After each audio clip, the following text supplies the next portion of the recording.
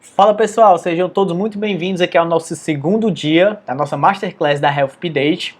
Hoje a gente vai falar sobre dieta cetogênica, quando utilizar, quais as recomendações, se ela ajuda ou não no emagrecimento, e também com relação ao ganho de massa muscular e sobre o efeito desse tipo de dieta com relação à performance.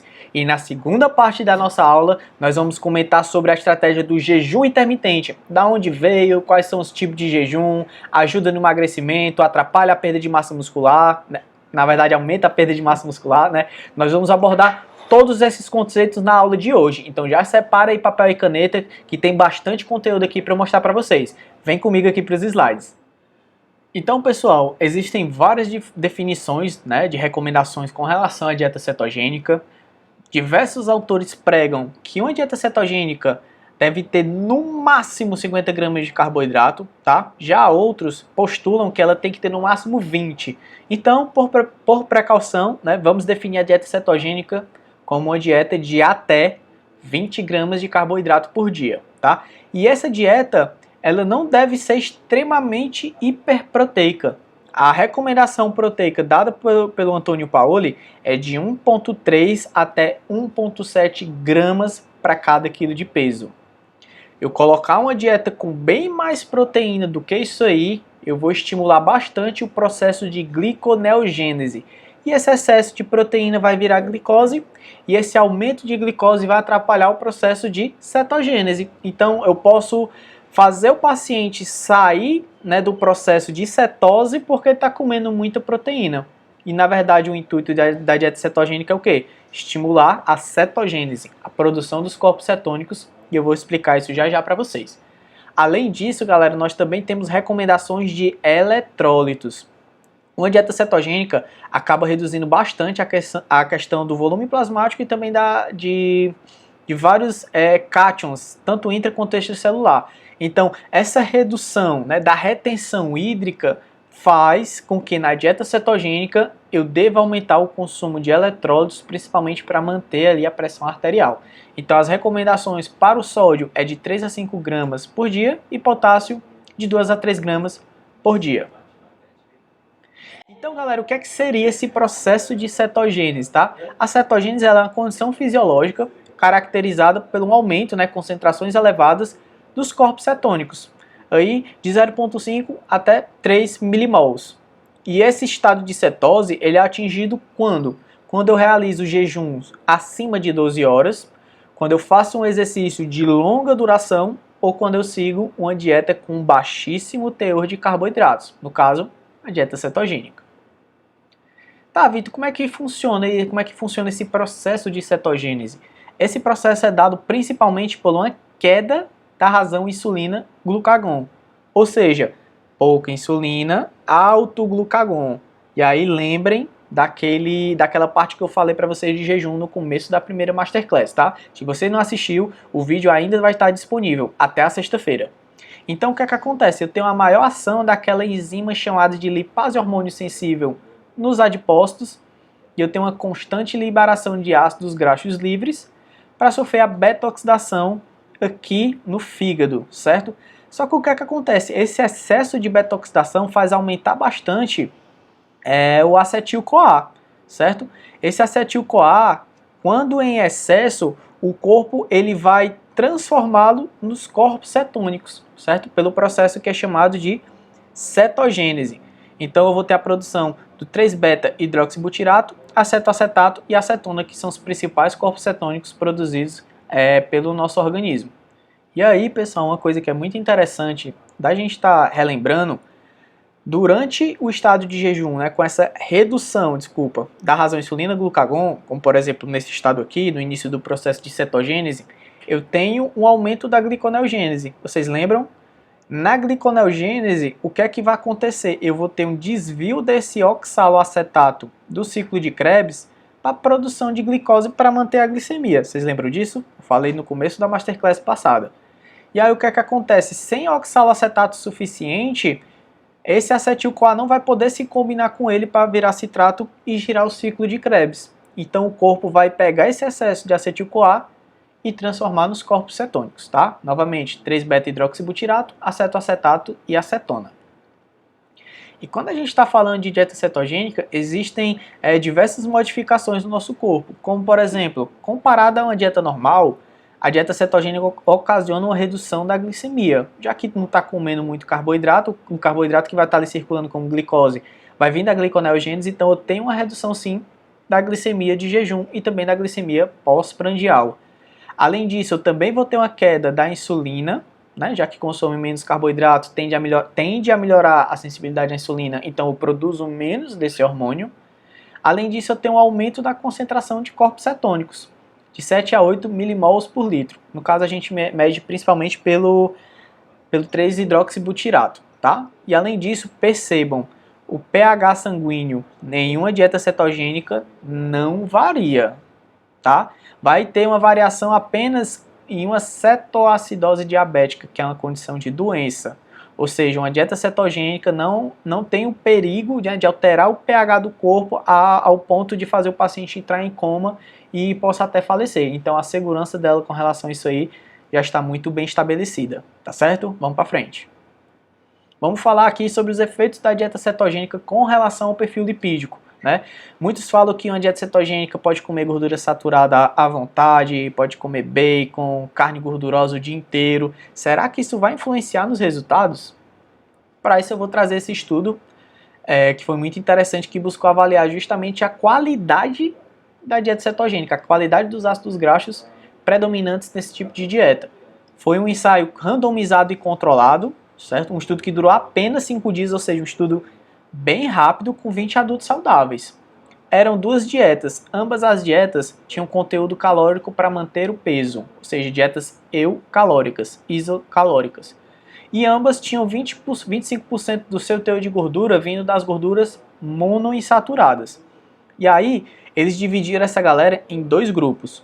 Um grupo consumia predominantemente gordura saturada, percebam, 60% das fontes de gordura era gordura saturada e 15% gordura poliinsaturada.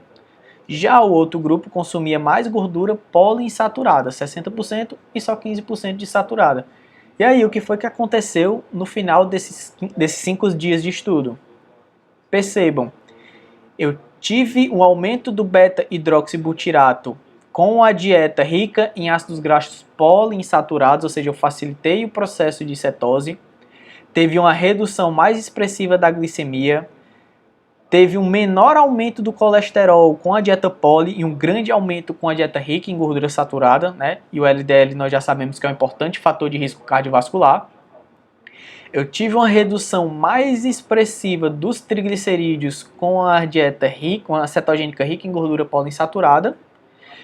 Eu tive um grande aumento do colesterol total com a gordura saturada. E a sensibilidade à insulina foi reduzir no grupo que consumiu as gorduras ricas em fontes de gordura saturada, na dieta cetogênica. O que é que eu estou querendo mostrar aqui para vocês, galera? Que quando a dieta cetogênica tem uma predominância de ácidos graxos polimonoinsaturados, eu tenho uma melhora da maquinaria metabólica. Eu melhoro a sensibilidade à insulina, triglicerídeos, perfil cardiovascular e também a nível de controle glicêmico. Então, não, a dieta cetogênica deve sim partir do pressuposto de boas fontes de gordura, tá? Principalmente monoinsaturadas e poliinsaturadas.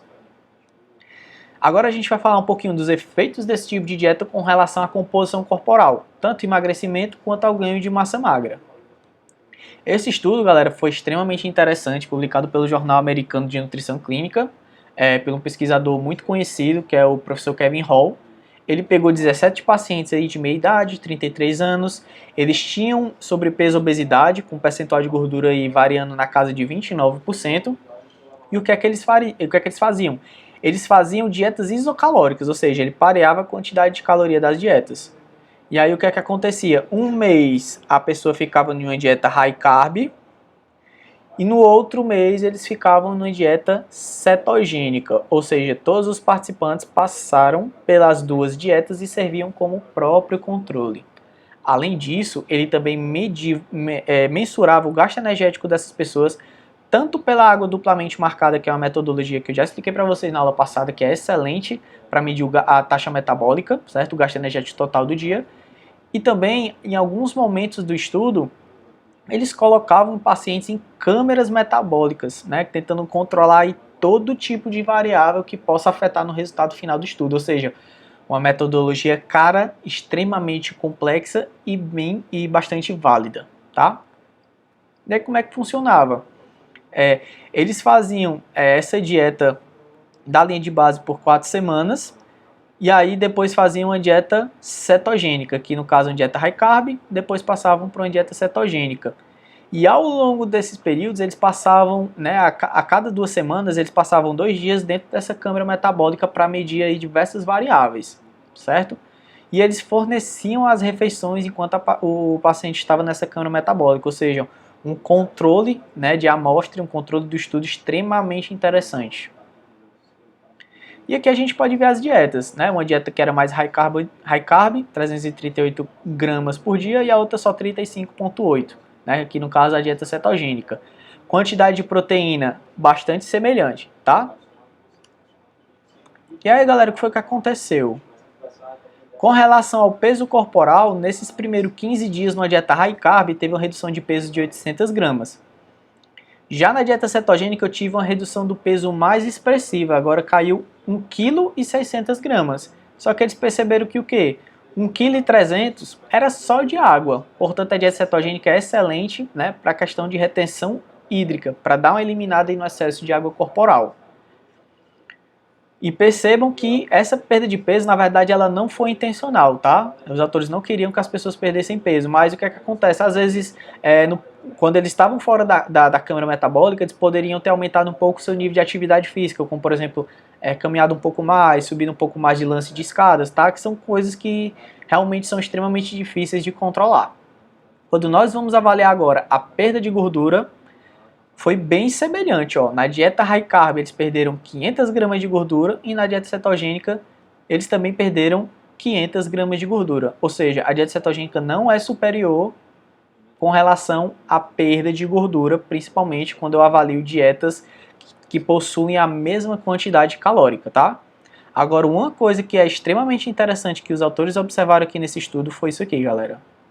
Quando eu medi o gasto energético pela água duplamente marcada, aquelas pessoas que estavam na dieta cetogênica, ó, percebam que eu tive um aumento da necessidade energética, fazendo essas pessoas entrarem em déficit energético de maneira mais fácil, porque aumentou o gasto energético daquelas pessoas que estavam na dieta cetogênica. Aumentou em quanto? 150 calorias, né? Não é nada muito assim milagroso, mas é um fator que é muito interessante que a gente pode sim levar isso aqui em consideração e aplicar da maneira que eu falei também na primeira Masterclass. Essa estratégia pode ser utilizada em pacientes que conseguem segui-la, tá? E que não praticam atividade física.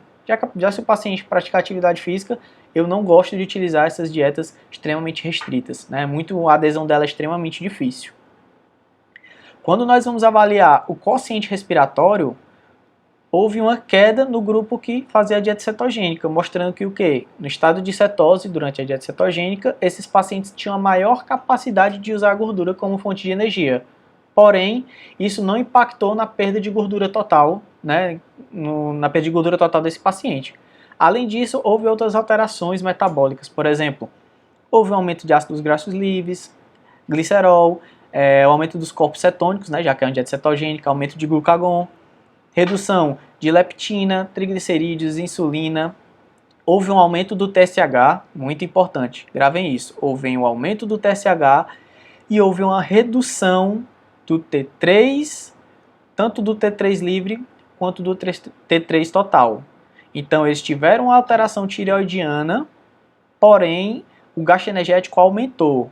Mas é muito importante frisar, foi apenas um mês. Nós não sabemos daí para frente, tá certo? Com relação a alterações tireoidianas e alterações no gasto energético. Mas o que é que nós sabemos? Por que é que isso acontece?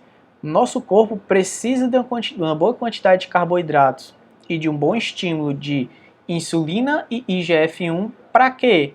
Para reduzir a expressão desse fator aqui chamado de FOXO, para aumentar a produção de uma enzima chamada de deiodinase do tipo 2. Essa deiodinase do tipo 2 é a enzima que vai ativar os hormônios tireoidianos, transformando T4 em T3.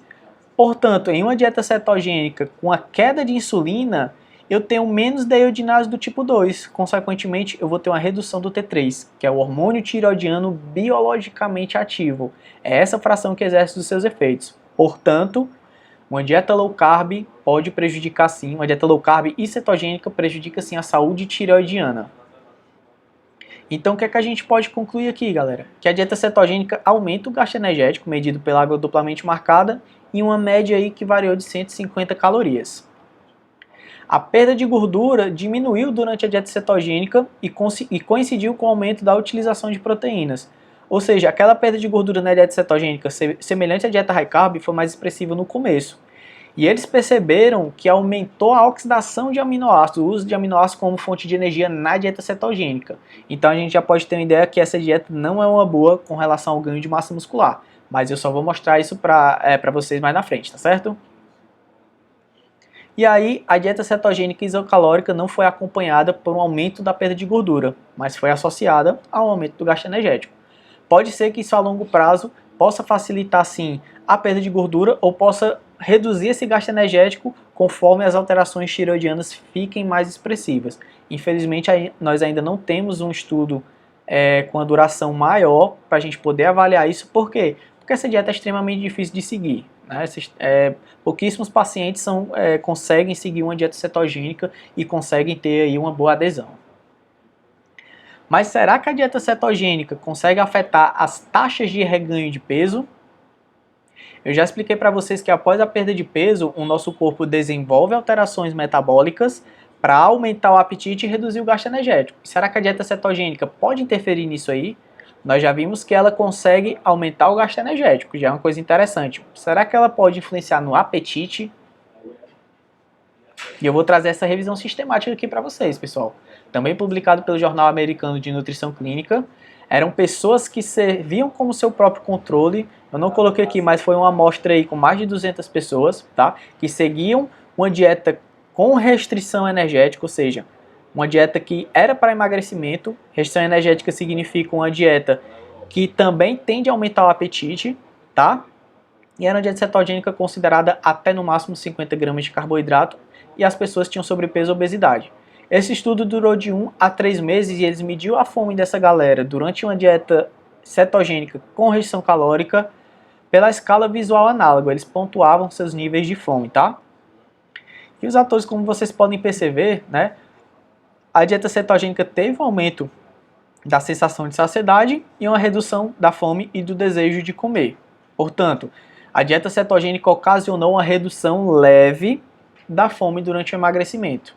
Né? Então, se o paciente consegue seguir bem uma dieta cetogênica e ele tentou outras dietas e relatava muita fome, fazer uma dieta cetogênica pode ser sim uma estratégia interessante, ou até mesmo suplementar com corpos cetônicos.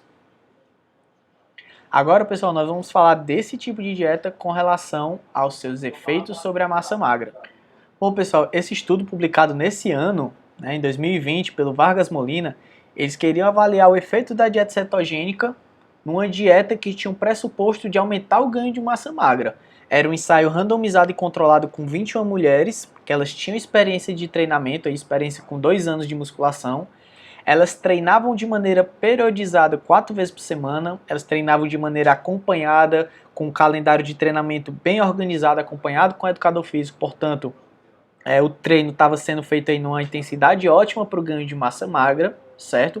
Além disso, eles colocaram metas calóricas de 40 a 45 quilos para cada, 40 a 45 quilocalorias para cada quilo de peso de massa magra, que são as recomendações para que a pessoa consiga, né, estimular o maior consumo ou maior ganho de massa magra, certo? E foi um estudo que durou 2 meses. Aqui nós temos o desenho dessas dietas, tá? Eram dietas que tinham uma quantidade proteica bastante semelhante, certo? 115 gramas no grupo cetogênica, no grupo não cetogênica 97, quantidade de carboidratos na dieta cetogênica 38 gramas, na outra dieta quase 300, né, 282, e percebam aqui que a quantidade de calorias foi um pouquinho diferente, tá? O grupo que consumia a dieta cetogênica consumiu cerca de 200 calorias a menos que o grupo que não fez a dieta cetogênica. Já eu explico por que isso acontece. E quando nós vamos avaliar os resultados, né, dessa intervenção, nós podemos ver que teve uma redução do peso corporal apenas no grupo que fez a dieta cetogênica. Ó, quem fez a dieta cetogênica reduziu 2,2 quilos. E quem fez a dieta não cetogênica, ambos com superávit calórico, tá? Ganhou 1 quilo de peso. E agora, quando nós vamos ver aí a composição, né, alterações de composição corporal com relação à gordura, o grupo que não fez a cetogênica ganhou 300 gramas de gordura e o grupo cetogênica perdeu 1,1 kg de gordura. Muito interessante, né? Só que o objetivo final não era esse. O objetivo final era aqui, ó. Apenas o grupo que não fez a dieta cetogênica, ou seja, apenas o grupo que consumia mais carboidratos, conseguiu ganhar massa magra, cerca de 700 gramas. E o grupo que fez a dieta cetogênica, mesmo com proteína adequada, mesmo com treinamento adequado, perdeu o tecido magro, certo? No caso, a gente não consegue medir se é realmente massa muscular, porque eles avaliam, os métodos que eles utilizam é o DEXA, tá? E o DEXA leva em consideração também a quantidade de glicogênio e água. No caso, praticamente não tem estudos com relação à dieta cetogênica que tem utilizado biópsia muscular para realmente medir aí a espessura da área de secção transversa. E com relação à força, né, a uma repetição máxima, nós podemos perceber que o grupo que consumia mais carboidrato conseguiu aumentar muito mais a força, tanto de membros superiores, supino reto, quanto também a força de membros inferiores, né, com relação aqui ao agachamento. Então, com relação ao ganho de massa magra e força, deve ter carboidratos na dieta. A cetogênica é subótima para o aumento de massa muscular e da força também. Portanto, galera, o grupo que fez a dieta cetogênica, a gente pode perceber que ele permaneceu em déficit calórico. Por quê? Porque reduziu peso, reduziu massa magra e reduziu gordura. Se houve uma redução de todos os componentes do peso corporal, significa que eles não estavam em superávit calórico, estavam em déficit calórico. Vocês concordam comigo? E isso acontece por quê? Porque a dieta cetogênica promove mais saciedade. E aí as participantes do estudo não conseguiram atingir a meta calórica da dieta. Por quê? Porque esse tipo de dieta dá muita saciedade e prejudica, né, a adesão quanto à questão calórica. Fica mais difícil atingir as recomendações calóricas, principalmente quando eu preciso de um superávit calórico para o ganho de massa magra. Portanto, a dieta cetogênica também foi pior, né, com relação ao ganho de massa magra e força. Então, quando a gente está falando de hipertrofia, a dieta cetogênica não é uma boa pedida. Nós precisamos de carboidratos para ganhar mais massa muscular e força também. E, consequentemente, também melhorar o desempenho no treinamento. Pessoal, com relação à diabetes, é um tema, dieta cetogênica, dieta low carb e diabetes, é um tema muito vasto, certo? Eu vou abordar isso aqui de uma maneira muito mais aprofundada no nosso curso de estratégias dietéticas, que eu vou falar um pouquinho melhor para vocês ao final dessa aula. Se eu for entrar aqui nesse assunto, eu vou passar o dia inteiro falando disso aqui para vocês. E como o nosso tempo é muito limitado, eu vou trazer informações com relação a outras temáticas que podem ser um pouco mais interessantes para a nossa prática clínica, tá? E agora, galera, nós vamos falar da dieta cetogênica com relação à cetoadaptação e à performance física. Será que a dieta cetogênica, com esse aumento de corpos cetônicos, consegue melhorar a performance do meu atleta ou desportista? Primeiro, pessoal, uma coisa que a gente tem que entender que o aumento da produção dos corpos cetônicos é apenas um marcador de início da cetoadaptação, mas isso não significa que aquele desportista, que aquele atleta utiliza de maneira ótima os corpos cetônicos. Infelizmente, galera, ainda não existe um tempo que leva para a pessoa entrar nesse processo de cetoadaptação, que seria o quê? Desenvolver uma maquinaria enzimática ótima para oxidar esses corpos cetônicos e ter uma melhoria de performance. Ainda não tem um tempo definido para isso aí, tá? Alguns autores tendem a demonstrar que esse período pode ser superior a 8 meses. Então a pessoa tem que seguir uma dieta extremamente difícil por um período acima de 8 meses para ter algum benefício na performance. Então ela é mais indicada para quem? Para quem consegue seguir essa dieta de boa. Você colocar o paciente que gosta muito de carboidrato numa dieta cetogênica para aumentar a performance, vai demorar muito tempo para isso aí ser atingido. Eu vou mostrar isso aqui um pouco melhor para vocês, tá?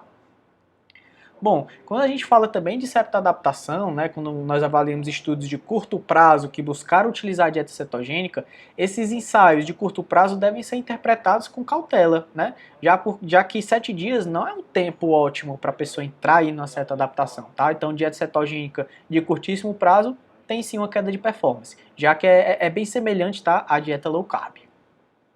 Aqui, pessoal, já é uma certa adaptação já de médio prazo, né? Estudos aí acima de um mês.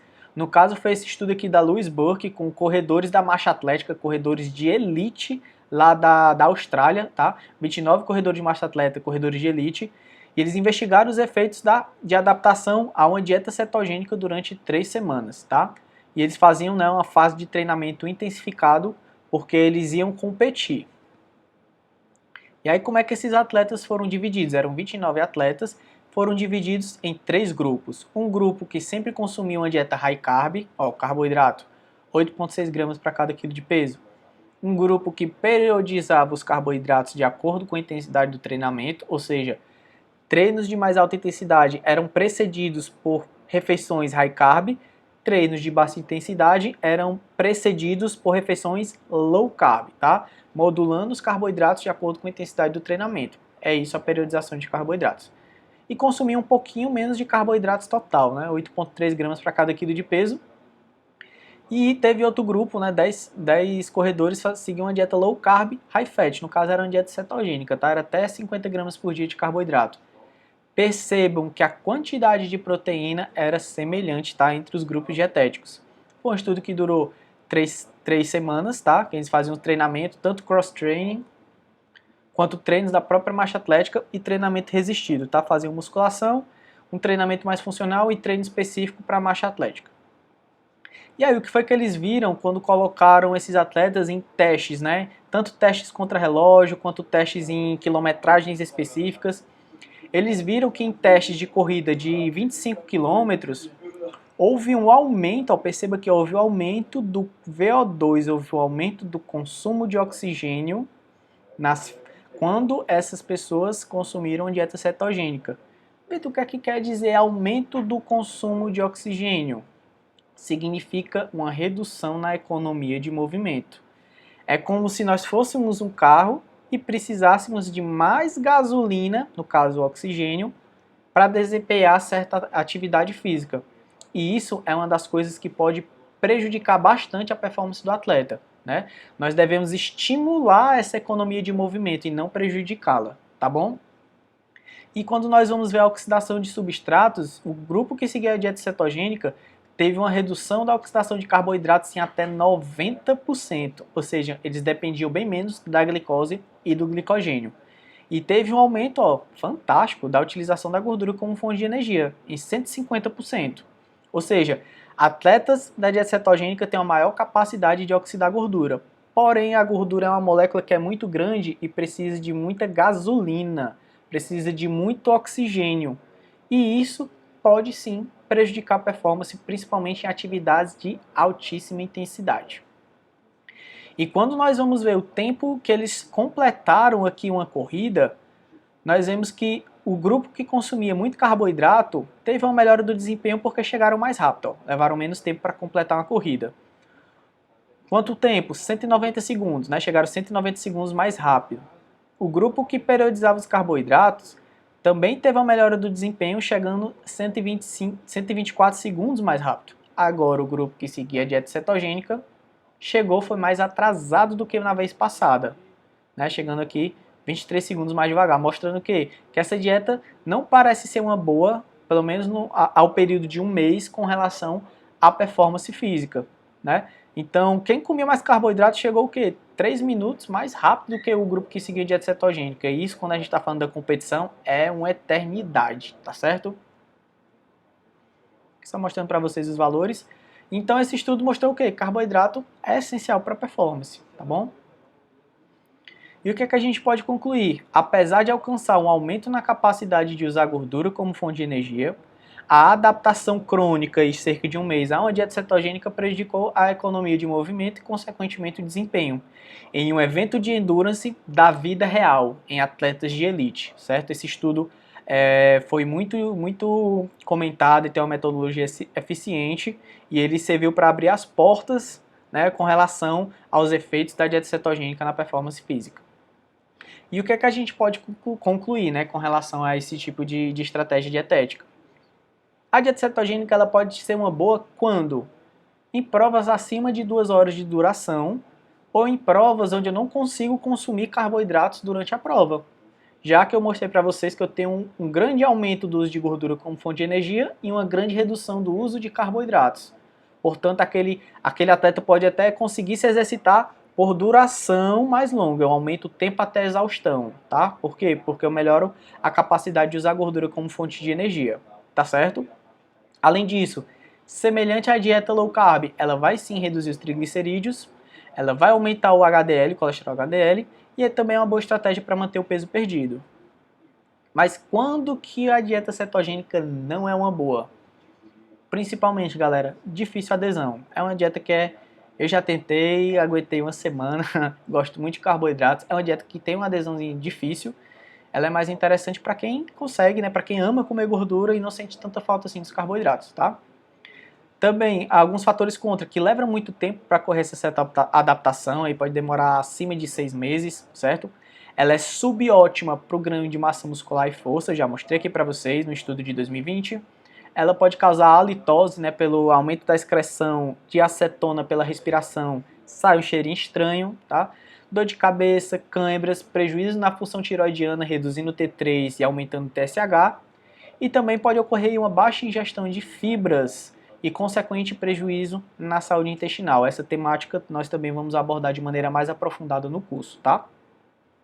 E agora, pessoal, vamos falar um pouquinho da estratégia do jejum intermitente. A última estratégia que nós vamos falar aqui na nossa Masterclass, o jejum ficou muito famoso e depois daquele suposto prêmio Nobel dado a um pesquisador japonês, só que na verdade ele estava estudando jejum e levedura, e nós não somos leveduras. Então, o meu objetivo é o quê? Atualizar vocês com relação aos estudos mais recentes que buscaram avaliar os efeitos do jejum intermitente. Então, vamos para frente. Bom, pessoal, toda essa questão do jejum, né, a maioria dos estudos que buscaram avaliar o jejum intermitente tiveram como base o período do Ramadã, que é o 9º mês do calendário islâmico, onde os islâmicos, né, eles são obrigados a ter um jejum de alimentos e de líquidos também, do nascer ao pôr do sol. Se for para comer alguma coisa ou para beber água, que seja antes do sol nascer ou depois do sol se pôr, tá? E é um período que envolve muita questão religiosa dos islâmicos, né? Um período de renovação de fé, onde pede-se, né, para quem segue essa religião, mais proximidade com os valores sagrados e maior frequência de oração lá nas mesquitas. O jejum, ele parte do pressuposto, né, qual é o princípio dele? É que durante a janela alimentar, né, quando ele pode comer, essas pessoas não conseguem compensar o déficit energético produzido pelo jejum. Ou seja, eles jejuam por um tempo e na janela alimentar eles não conseguem seguir o tanto de calorias que eles precisam para manter o peso. Por isso que eu consigo facilitar uma restrição calórica e, consequentemente, uma maior redução de peso, tá? Isso pode ser o quê? Pode ser uma característica atraente para aquelas pessoas que já tentaram uma restrição calórica diária convencional e não se deram muito bem, né? Então, poderia ser uma alternativa mais flexível para o paciente. Passar muito tempo sem comer e na janela alimentar poder comer aí com a maior liberdade. E os benefícios do jejum intermitente são muito semelhantes aos benefícios de uma restrição calórica convencional. Nós temos aqui algumas adaptações medidas pela restrição energética, como a ativação de AMPK e de sirtuínas, que marcam o déficit energético, tá? E essas alterações conseguem melhorar a produção, né, a biogênese mitocondrial, que eu já expliquei na Masterclass passada, e também uma resiliência maior ao estresse. A gente pode ver, ó, uma resistência ao estresse, uma maior autofagia, que seria a eliminação de organelas que foram previamente danificadas, melhora de controle glicêmico, metabolismo glicídico, melhora também da sobrevivência celular e da biogênese mitocondrial. São benefícios muito atrelados à restrição calórica convencional, tá? E agora eu vou falar um pouquinho para vocês com relação aos tipos de jejum. Vocês vão perceber que quando forem estudar jejum intermitente, existem milhares e milhares de tipos de jejum, cada um com sua peculiaridade específica. Eu vou explicar um pouquinho sobre cada um desses tipos, tá? Primeiro, galera, nós temos o jejum de dias alternados, né? São jejuns de 24 horas, alternando com o período de alimentação também de 24 horas, desculpa. E existem dois tipos, o jejum 5-2 e jejum 4-3, que significa o quê? 2 jejuns de 24 horas na semana ou 3 jejuns de 24 horas na semana. E geralmente a galera separa, tá? Não faz 2 dias de jejum de 24 horas seguido, não. Nesse tipo de estratégia. E nessa janela alimentar, né, nos dias que a pessoa pode se alimentar, essa estratégia prega que eles podem comer à vontade, né? Jejuou 2 ou 3 dias na semana, quando for para comer, coma aí o que bem entender. Eles não costumam controlar a quantidade calórica nos dias alimentados, tá bom? Também existe o jejum em dias alternados levemente modificados. Qual é a modificação? No passado era 24 horas de jejum. Nesse jejum em dias alternados modificado, ele prega um mínimo consumo calórico também nos dias de jejum, né? O consumo calórico de 400 a 600 calorias apenas em uma refeição. Ou seja, mesmo nos dias de jejum, a pessoa ainda come um pouquinho, faz pelo menos uma refeição, que geralmente é o almoço, tá? E nos dias que tem a janela alimentar, né, nos dias que não há jejum, eles também pregam que a pessoa pode comer à vontade. E galera, nós também temos a alimentação com restrição de tempo. O que é que seria isso aqui? Seria restringir a janela alimentar, né? Colocando um jejum ali no dia, pegando aquela janela alimentar e reduzindo ela. Nós temos 3 tipos. E nesse caso, esse tipo de jejum é feito todo dia, tá? Não é em dias alternados. Todo dia você faz um tempo específico de jejum. Existe o tipo de 16/8, que seria 16 horas de jejum e 8 horas de janela alimentar. Existe o de 18/6, 18 horas de jejum, 6 horas de janela alimentar. E o 20/4, 20 horas de jejum e apenas 4 horas de janela alimentar. Existe também, pessoal, uma alternativa a esse jejum com a alimentação restrita pelo tempo, mas primeiro eu preciso explicar isso aqui para vocês, que é o nosso sistema circadiano. O nosso sistema circadiano ele serve para regular as nossas funções corporais de acordo com o nosso ambiente ao redor, principalmente com relação ao ciclo claro e escuro. Nesse sistema circadiano, o que é que acontece? Nesse período da manhã, nós temos uma melhor resposta ao consumo de carboidratos. O nosso corpo ele é mais sensível ao consumo de carboidratos pelo período da manhã, certo? Então, a sensibilidade à insulina e também o efeito térmico do alimento é maior pela manhã, sugerindo que o quê? Que o nosso metabolismo ele é otimizado para a ingestão de alimentos no período da manhã, tá? E no período da noite poderia haver um prejuízo. E é justamente o que se baseia essa estratégia aqui, que é uma alimentação com restrição de tempo pela manhã. Vocês vão ver com o nome de Early Time Restricted Feeding, tá? Que ele combina 2 estratégias, que é a janela alimentar pela manhã, alinhada com o nosso ritmo circadiano, e também um jejum intermitente, com pelo menos 14 horas de jejum.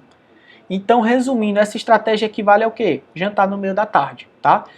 Concentrar a janela de alimentação no período manhã e tarde, e no finalzinho de tarde e noite, jejum, certo? Por quê? Porque o nosso corpo está mais apto a receber nutrientes no período da manhã. Vamos para frente. Vamos falar agora com relação ao jejum intermitente e alterações de composição corporal. Será que ele consegue potencializar a queima de gordura? Bom, o que eu estou trazendo para vocês, pessoal, é uma revisão sistemática, ou seja, um apanhado de vários artigos que buscaram estudar vários tipos de jejum com relação à perda de emagrecimento, à perda de gordura, tá? Foram 27 artigos focados nessa perda de peso. A maioria desses estudos eram ensaios clínicos randomizados e controlados, tá? A maioria dos estudos durou 3 meses ou mais e eram pessoas que tinham aí um grau de sobrepeso e obesidade. Com relação ao tipo de jejum, a maioria utilizou aquele jejum por dias alternados, que são jejuns de 24 horas, de 2 a 3 vezes na semana, e compararam a uma dieta normal, uma dieta usual com a restrição calórica aí de 25%, que é o que geralmente nós utilizamos na prática clínica com relação ao emagrecimento. Aqui é o padrão dietético que a maioria dos estudos seguiam, né? A maioria, como eram meta-análise, vários estudos, nem todos seguiam isso aqui, mas seguiam cerca de 20% de gordura, 25% de proteína e 55% de carboidrato. E o que foi que eles viram, né, como resultado dessa meta-análise? Quando eu comparo o jejum com a restrição calórica convencional, o jejum, né, causou uma perda de peso equivalente. Ele não foi nem superior nem inferior. Então, ambas as estratégias, tanto o jejum quanto a restrição calórica, conseguem reduzir o peso corporal de 4,6% até 13%. E com relação à adesão e à fome, também foi semelhante, ou seja, quem fazia a estratégia do jejum tinha uma adesão semelhante à restrição calórica convencional nesses indivíduos, tá?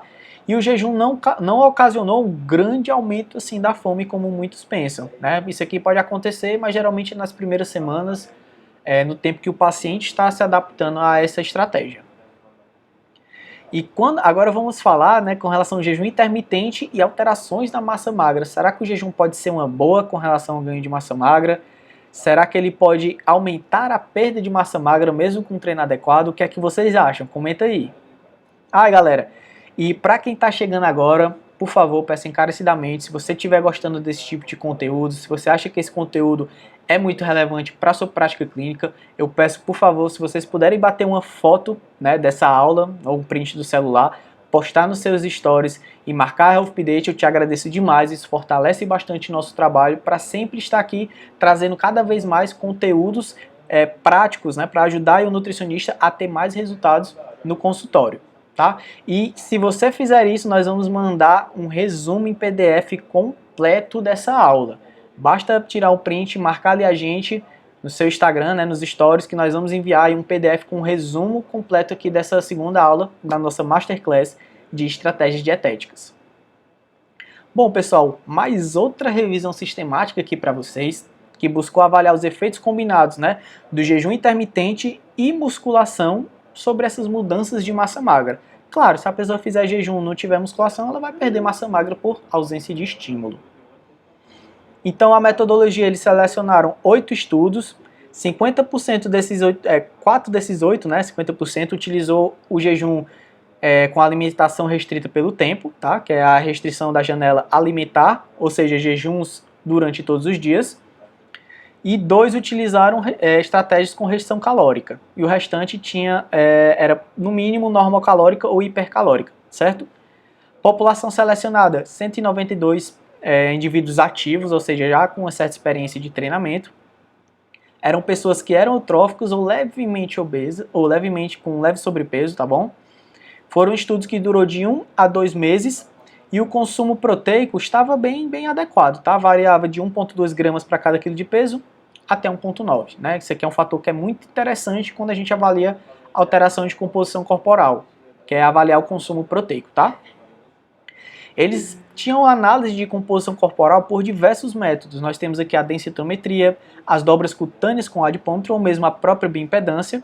O treinamento que essas pessoas realizavam era treino de 3 a 4 vezes por semana e sempre no estado alimentado, tá? Esses estudos buscam ver o jejum intermitente com as pessoas treinando na janela alimentar e não treinamento de musculação em jejum, tá certo? E com relação ao treino, eles faziam de 3 a 15 repetições por série e alguns estudos utilizaram um método de repetições até a falha, né, para atingir, exaurir o máximo a musculatura daquele paciente. E quais foram os resultados desse estudo? Bom, eles viram que geralmente a massa magra é mantida no jejum, quando combinados com o quê? Com a musculação e com o consumo proteico adequado. Portanto, o jejum não atrapalha o ganho de massa muscular, quando o treino, dieta e superávit calórico estão adequados, tá certo? E aí eles também relatam coisa muito interessante, que justamente algumas pessoas têm dificuldades aí no início da estratégia com jejum intermitente e com o passar do tempo tende a ficar mais fácil. Portanto, galera, o jejum ele não potencializa a perda de massa muscular, tá? Durante o emagrecimento. Ela é uma excelente estratégia para quem? Para quem não sente fome, né? Principalmente no período aí da tarde, da noite. É interessante vocês começarem com poucos dias de jejum para ver como é que o paciente responde e aí vocês podem até aumentar o número de dias de jejum quando vocês forem usar o jejum intermitente nessa prática. Mas sempre, galera, é muito interessante vocês tentarem aí negociar com o seu paciente para que a janela alimentar fique manhã e tarde, tá? Então, é sempre importante, pessoal, vocês trazerem a janela alimentar desse paciente para o período da manhã e combinar isso aí, né, com o nosso ritmo biológico, tá bom? Bom, Vitor, então você me falou que o jejum não é superior para a perda de gordura, que ele não aumenta a perda de massa magra durante o emagrecimento. Então quer dizer que não existe nenhuma vantagem em fazer a estratégia do jejum intermitente? Não é isso que eu falei. Eu vou mostrar agora para vocês uma estratégia, casos que são muito interessantes da gente estar aplicando aqui a estratégia do jejum intermitente. No caso, foi um estudo publicado em 2018 por uma das maiores revistas científicas que nós temos, que é a Cell Metabolism. Eles pegaram, né, fizeram um ensaio controlado, randomizado e cruzado. Eram pacientes pré-diabéticos, tá? Frisem isso, pacientes pré-diabéticos com glicemia e insulina alteradas. Eram 8 homens já com mais idade, aí, cerca dos seus 56 anos, e tinham sobrepeso, de acordo com o IMC. E como é que era a dieta? Eles ofereciam, né, eles forneciam a alimentação para aquelas pessoas para assegurar uma ótima adesão. E frise isso aqui, galera. Dieta isocalórica para manutenção do peso, ou seja, não tinha restrição calórica. Eles deveriam manter o peso, tá? Então isso aqui é muito importante da gente frisar. E a estratégia era o quê? Eles faziam um jejum intermitente, né? O Early Time Restricted Feeding, que é aquela janela alimentar para de manhã e tarde, 18 horas de jejum e 6 horas de estado alimentado. E os indivíduos que eram controles, eles faziam a janela alimentar aí de 12 horas, tá certo? E foi um estudo que durou 5 semanas, depois eles passavam 7 semanas seguindo a dieta usual, e nas outras 5 semanas seguiam a outra intervenção dietética. Então aqui a gente pode ver como é que funcionava a janela alimentar desse pessoal. Ó, o grupo de jejum intermitente fazia 33% das calorias no café da manhã, 33% no almoço, que era um almoço bem cedo, que é 10 horas da manhã, e jantavam no início da tarde, também 33% das calorias, e faziam 18 horas de jejum até o dia seguinte. Já no grupo controle, uma janela alimentar aqui, ó, de 12 horas e 12 horas de jejum, tá certo? E o que foi que eles viram, né, ao final desse tempo de estudo? Que o grupo que realizou o jejum intermitente, trazendo a janela alimentar para o período da manhã, teve uma melhora na sensibilidade à insulina. Percebam que houve aqui uma grande redução da insulina, houve uma redução da resistência à ação desse hormônio e teve uma melhor responsividade das células beta-pancreáticas, tá? Ou seja, as células beta-pancreáticas produtoras de insulina. Portanto, o jejum intermitente, sem restrição calórica, trazendo a janela alimentar para manhã e tarde, pode sim melhorar a sensibilidade à insulina e a resposta das células beta à glicemia em pacientes pré-diabéticos, que tendem a ter uma desordem aí no metabolismo da insulina e da glicose. Também houve, galera, muito interessante, uma redução aqui da pressão arterial, tanto diastólica quanto sistólica, no grupo que fez o jejum, tá? Mostrando que o quê? Mostrando que o quê? O jejum é uma excelente estratégia, mesmo sem restrição calórica, para quem tem aí uma pré-diabetes, para quem tem uma resistência à insulina, tá? Isso independente da restrição calórica, né? Já que a restrição calórica pode aumentar a fome, dificultar a adesão, então o jejum intermitente ele é excelente nesses casos. E agora nós vamos falar um pouquinho sobre os efeitos, né, do jejum intermitente com relação à performance física. Será que ele atrapalha ou ajuda a performance? Bom, eu vou trazer esse estudo aqui para vocês, publicado também nesse ano, ó, pelo Jornal Europeu de Ciências Esportivas. Esse estudo ele buscou investigar o que? Se tem prejuízo no desempenho em exercícios à noite, quando a pessoa pula o café da manhã e compensa essa pulada no almoço. Eu vou explicar um pouquinho melhor para vocês aqui, ó. Vamos lá. Vamos aqui para a metodologia. Teve um grupo que consumiu o café da manhã, o grupo Breakfast, consumiu o café da manhã de 8 a 9 horas da manhã, certo? Um grupo consumiu o café da manhã. O outro grupo pulava o café da manhã, ou seja, estou alterando a janela alimentar. É sim um tipo de jejum, tá? Um grupo pulava o café da manhã e almoçava entre meio-dia e 14 horas, ou seja, eles faziam 14 horas de jejum, tá? Esse aqui foi um ensaio cruzado, ou seja, os participantes participavam tanto consumindo o café da manhã quanto pulando ele.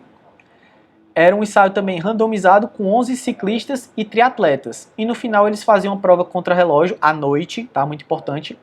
20 km contra o relógio, ou seja, fazer 20 km no menor tempo possível. E aqui, galera, a gente pode ver muito bem, ó, no café da manhã eles consumiam 583 quilocalorias. No almoço, 874. Vamos pegar aqui, por exemplo, o grupo que fez o café da manhã. Eles consumiam o café da manhã e almoçavam, totalizando aí cerca de quase 1.500 calorias. Já o grupo que fazia o jejum pulava o café da manhã, mas compensava todo esse café da manhã no almoço. Ou seja, o mesmo tanto de calorias, tá? Eles só pularam o café da manhã. Eles acumularam todas aquelas cargas de nutrientes em uma refeição só. E a composição dessas duas refeições era predominantemente, ó, carboidratos, 81%. Ou seja, eles compensavam os carboidratos pulados do café da manhã no almoço. Será que isso influencia na performance de uma prova contra relógio realizada à noite, mas no mesmo dia. E eles viram, galera, que sim, ó, perceba aqui uma queda, né, na potência média realizada na prova de 20 km. Houve uma queda aqui da potência realizada, ou seja, um prejuízo de performance no grupo que pulou o café da manhã e fez o jejum, mesmo compensando as calorias em outra refeição, tá? Houve uma queda aqui de 3% no caso do desempenho de potência, tá? Na realização de potência. Portanto, pular o café da manhã rico em carboidratos prejudica o desempenho de um exercício à noite, mesmo você compensando as calorias no almoço. E esse prejuízo na performance, pessoal, ainda é observado, né, com relação a essa compensação, como eu falei para vocês. Então, o que é que isso sugere? Que o fornecimento de uma refeição rica em carboidratos no café da manhã deve sim ser considerada quando o paciente, atleta de vocês, desportistas, vai treinar aí no período da noite. Então, galera, o que é que a gente pode concluir com relação a essa estratégia do jejum intermitente? Primeiro, não há diferença sobre a perda de peso ou reganho do peso, tá? Não, o jejum não é nem superior nem inferior. A maioria dos estudos não mostra um aumento da fome com relação à estratégia do jejum, apenas no início, quando a pessoa não está acostumada. Pode ocorrer também maiores taxas de abandono, ou seja, a pessoa não conseguir seguir o jejum e desistir ali da metodologia do estudo. É uma coisa que também é observada em alguns estudos com relação ao jejum intermitente. E quando a perda de peso é semelhante, as alterações laboratoriais também são, mostrando que o que? Será que jejum é superior para a redução do colesterol, para a redução da pressão? Quando nós temos uma perda de peso equivalente a uma restrição calórica convencional, as alterações bioquímicas também serão semelhantes, tá certo? E também, né, como eu mostrei para vocês, a estratégia do jejum intermitente não ocasionou diferenças na mudança de massa magra, força e também na taxa metabólica de repouso. Vitor, então quando é que o jejum pode ser uma boa, cara? Bom, em pacientes que preferem comer grandes volumes de comida, né? Aquele paciente que não gosta de ficar parando para comer um iogurte com castanhas, com fruta, ele gosta de comer só pratada. Então esse paciente pode sim se beneficiar dessa estratégia do jejum intermitente, tá? E também alguns pacientes com resistência à insulina, trazendo que uma melhora na sensibilidade à ação desse hormônio e também controle de pressão arterial, mesmo sem alteração do peso, mesmo sem restrição calórica, tá? E quando é que o jejum não é uma boa, cara? O jejum não é uma boa em pacientes que têm gastrite ou refluxo. Por quê? Porque o volume de comida vai ser maior, né? E quem tem gastrite e refluxo, o volume de comida deve ser o quê? Menor, tá?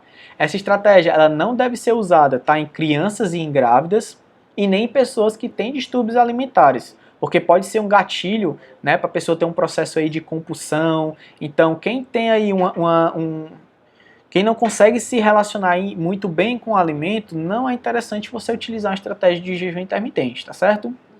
E pode ser sim necessário a utilização de polivitamínicos, alguns estudos falam isso, que deve-se utilizar polivitamínico nos dias que a pessoa vai fazer o jejum intermitente, porque as nossas necessidades de micronutrientes são diárias, certo? Então a pessoa não come nada, ela tem que pelo menos repor ali os micronutrientes essenciais para o nosso corpo estar trabalhando da melhor maneira.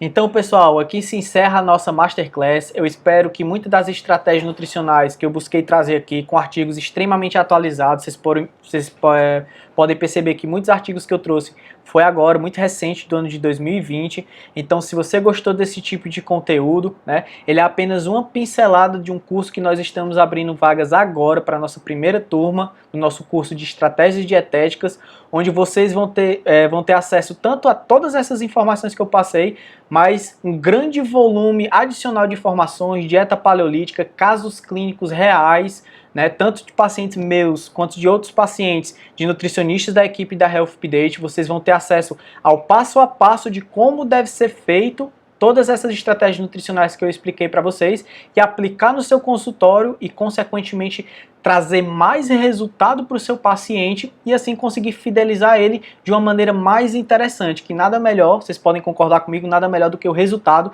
para melhorar a fidelização desse paciente no nosso consultório. Então, pessoal, se vocês ficaram interessados com relação a esse nosso curso, eu vou explicar para vocês um pouquinho de como que ele vai funcionar, tá? Ao final dessa transmissão também vou enviar um e-mail para vocês explicando bem direitinho como é que ele funciona para vocês poderem tirar todas as dúvidas. E se mesmo assim, se vocês ainda tiverem alguma dúvida com relação ao curso, sintam-se à vontade para mandar um direct para o nosso Instagram. Portanto, com esse curso que nós estamos oferecendo, o curso de Estratégias Dietéticas da teoria até a aplicação prática, o que é que vocês vão ganhar? Primeiro, mais segurança para a prescrição. Vocês vão saber que aquela prescrição que vocês estão realizando tem um grande embasamento científico e, consequentemente, o paciente ele vai ter mais resultado e eu vou melhorar a fidelização dele no meu consultório. Além disso, vocês vão ganhar materiais de apoio, emissão de certificados de 8 horas, tá? E um suporte para tirar dúvidas. Então, qualquer dúvida que vocês tiverem ao decorrer das aulas, eu mesmo que vou responder vocês, tá? Além disso, nós temos um conteúdo extra que eu vou abordar apenas no conteúdo pago, porque senão eu ia passar uma eternidade aqui dando aula para vocês. Com relação à primeira parte da aula, nós vamos falar um pouquinho melhor com relação às alterações metabólicas que acontecem na obesidade. Nós vamos falar sobre o tecido adiposo ser um tecido extremamente pró-inflamatório quando hipertrofiado. Nós também vamos abordar a questão da disbiose intestinal e como que a nossa saúde intestinal pode interferir no resultado de emagrecimento. E nós também vamos falar da inflamação como uma coisa que vai atrapalhar bastante o resultado do seu paciente. E nós também vamos falar como reverter esse processo inflamatório, tá? Além disso, nós vamos ter um módulo adicional, que é o módulo da dieta paleolítica. Nós vamos mostrar tanto a pirâmide, no que é que se baseia a alimentação dos nossos ancestrais, quais são os alimentos proibidos, quais são os alimentos permitidos, se existe benefício em seguir essa estratégia dietética. Eu vou falar para vocês se eu preciso restringir os alimentos que a dieta paleolítica prega que devem ser restritos, e eu também vou mostrar ali na prática como que eu prescrevo uma dieta paleolítica, tá, para um paciente. No caso, eu já prescrevi essa dieta e eu vou mostrar o passo a passo, desde o cálculo energético da dieta, quanto à distribuição calórica e os ajustes, né, tanto da dieta quanto da questão da qualidade alimentar, seguindo os preceitos aí da dieta paleolítica. Com relação à dieta low carb, nós vamos nos aprofundar muito mais nas alterações geradas na dieta low carb no intestino, tá? Também vamos falar um pouco mais com relação aos efeitos da dieta low carb na performance. Nós vamos mostrar como deve ser feito uma periodização nutricional, variando o consumo de carboidratos conforme a intensidade do treinamento do paciente. Nós também vamos nos aprofundar com relação aos benefícios e malefícios de uma dieta low carb, principalmente com relação ao perfil lipídico, alterações de LDL, LDL maior ou menor, mais ou menos aterogênica, tá? E eu também vou mostrar uma dieta low carb sendo prescrita ali do zero, certo? Com o passo a passo de como vocês devem fazer para também utilizarem esse tipo de estratégia e terem esses benefícios adicionais que uma estratégia low carb pode sim proporcionar. Com relação à dieta cetogênica, nós vamos nos aprofundar principalmente na questão da diabetes e controle glicêmico, com relação à restrição de carboidratos, se ela é melhor para o controle glicêmico, se ela for melhor, por quanto tempo ela deve ser seguida, se pode trazer algum prejuízo adicional, se deve haver algumas alterações na medicação que o paciente está tomando para seguir esse tipo de estratégia dietética. Nós também vamos falar de uma maneira muito mais aprofundada com relação à cetoadaptação e performance, trazendo aí 6 estudos a mais, estudos com dieta cetogênica aí de 20 semanas, estudos de dieta cetogênica de 20 meses, certo? Então, um grande apanhado com relação à cetoadaptação e performance, e eu também vou mostrar para vocês como que eu faço, né? E a equipe da Health Update faz uma dieta cetogênica do passo a passo, ali do começo da avaliação até a dieta finalizada. E com relação ao jejum intermitente, nós também vamos aprofundar a questão do jejum e diabetes. Deve haver algumas alterações medicamentosas e eu vou explicar tudo isso bem direitinho para vocês, como que deve ser feitas essas alterações medicamentosas. Nós também vamos nos aprofundar com relação ao treino em jejum, principalmente com relação à musculação, se prejudica ou não a performance, se pode ou não influenciar no resultado final que o seu paciente vai ter. E eu também vou mostrar como que eu realizo, né, como que eu faço uma prescrição do zero, com passo a passo, uma dieta que eu vou utilizar uma estratégia de jejum intermitente no paciente que eu já atendi. Além disso, pessoal, além desse grande apanhado de conteúdo extra, vocês também vão ter alguns bônus incríveis. No nosso primeiro bônus, nós vamos fazer uma live, né, um webinar exclusivo com os primeiros 30 inscritos que adquirirem o nosso curso, onde nós vamos fazer um suporte de tirar dúvidas ao vivo pelo Google Meet. Então vocês vão ter acesso aqui direto à equipe Health Update para poder tirar ali sua dúvida, certo? E poder também estar interagindo com a gente.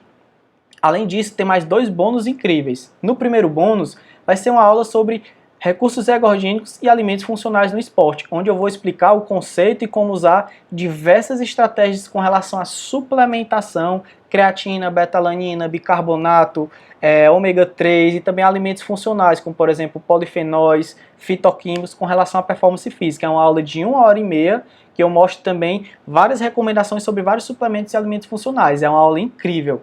E como último bônus, nosso terceiro bônus, nós temos um compilado, um e-book fantástico que nossa equipe escreveu com relação à interação fármaco-nutriente. Nós sabemos que muitos pacientes chegam tomando uma lista enorme de medicação e quando nós estamos ali na rotina corrida, fica muito complicado de ver a bula de cada remédio. E foi pensando nisso que nós desenvolvemos esse material, onde você só vai entrar com o nome do medicamento e lá vai dizer: quem usa esse medicamento deve aumentar o consumo do mineral tal, da vitamina tal, e assim você vai ter uma conduta mais personalizada para o seu paciente, tá certo? E quais são os outros benefícios que vocês também vão ter ao adquirir nosso curso? Um certificado de 8 horas de duração, vocês vão poder acessar todo o material por um período de 6 meses. Nós também vamos ter 7 dias de garantia incondicional, então se você adquirir esse conteúdo e achou que ele não é para você, basta entrar em contato com o pessoal do Hotmart, isso não passa nem para a nossa equipe, basta entrar em contato com o pessoal da Hotmart, que ele vai fazer o seu reembolso de maneira integral, tá? E também nós vamos ter o suporte para tirar dúvidas. E com relação ao valor que você vai investir para ter acesso a todo esse conhecimento, pessoal, como nós estamos abrindo a nossa primeira turma inaugural, nós vamos fazer um desconto incrível e nunca mais vocês vão ver um curso com esse tanto de entrega por esse valor. Esse curso sairia por R$ 149,90 e nós estamos fazendo ele por 6 parcelas de R$ 13,97 ou apenas R$ 77 à vista. Mas essa oferta ela vai durar só até as 23 horas e 59 minutos do dia 19 de outubro de 2020. Então não perca tempo e garanta já a sua inscrição, também para conseguir o nosso bônus exclusivo para os primeiros 30 inscritos, que é o suporte ali ao vivo no Google Meet. Pessoal, espero que vocês tenham gostado desse conteúdo e que vocês possam aplicar na sua prática e melhorar o desenvolvimento da sua carreira como nutricionistas. Nós da Health Update temos essa missão de pegar esse conteúdo complexo, fragmentado, e torná-lo ele de maneira didática para que você, mesmo sem nunca ter estudado aquele tema, consiga entender, aplicar e gerar mais resultado para o seu paciente. Essa é a nossa missão. Espero que vocês tenham gostado e até a próxima.